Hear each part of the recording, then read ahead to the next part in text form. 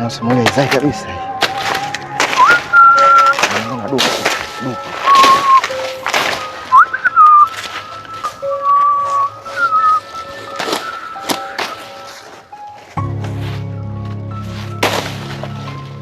Sana kabisa.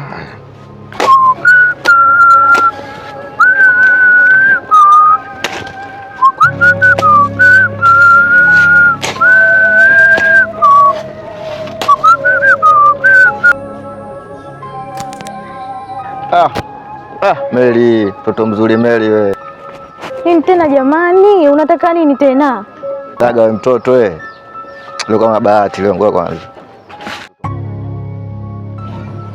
Niambia mtoto mzuri. Unajua mtoto mrembo sana. Ana rangi yako unavoita sasa hivi mtoto rangi chocolate kabisa. Unajua unanikosha sana kila ninapokuona mimi moyo wangu unaenda mbio kinoma. Kwa nini usije hata geto siku moja mjengoni pale? Unajua mimi unanisumbua sana kila siku juu kwa sababu yako wewe. Nakwambia njoo geto utaki.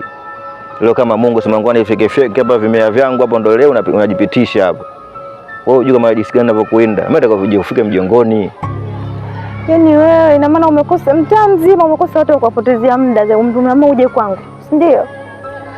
Mimi kwa nakupenda Meli. Sio kama eti nakuforce wewe eti ule mtaa mzima nimekosa mwanamke hamna. Mimi nakutaka wewe uje mjengoni Meli. Wewe unajua jinsi gani kila siku unavyonisumbua kila siku Meli. Eti mjengo. Mjengo gani? Mjengo ule mjengozi.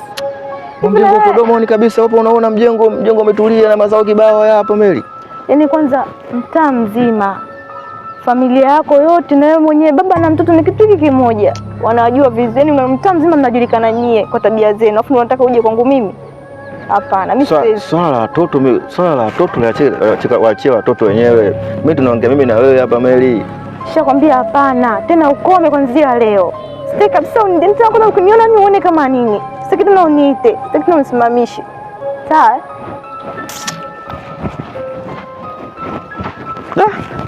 Sema Meli wewe. Ngombe ndo Meli wewe. Lazima nikonde kwa mganga. Sema watoto jua miausho sana. Sasa wengine wapo mazingira haya watoto wanazingua kinoma. Mbona tunaletea uchawi hawa watoto hawa? Wanapagausha kinoma watoto. Kila kinengo zangu wananifuatilia. Sema fresh hamna noma. Sema mtoto lazima nimpate wewe.